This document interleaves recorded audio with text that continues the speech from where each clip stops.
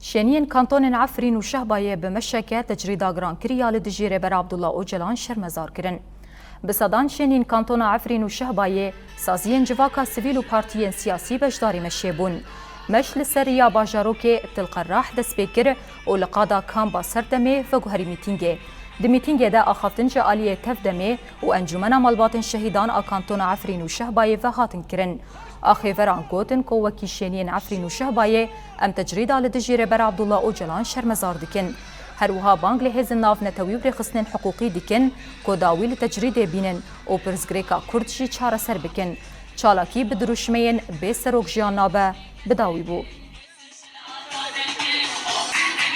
باشا مهیر بدار خستی و برخطا هب باشا بردوام من حمله جبور از ددی ربر او بردوام يام بنقوزي مش حمو جباك انهم نتويره هنا حمو دولتهم نتويره هنا جبوا مداخله بكن تجيل سر برا وفرابي جبوا ريبرتي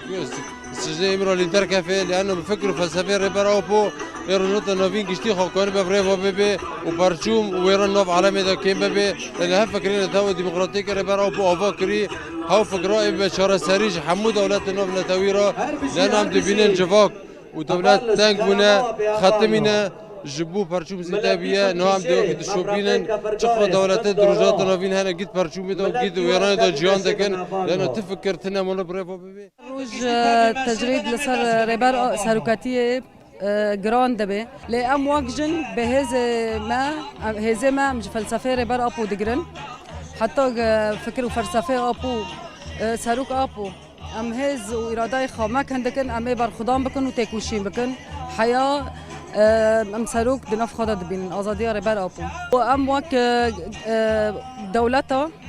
هفته و 4 دولت جی ام بحمله رابینه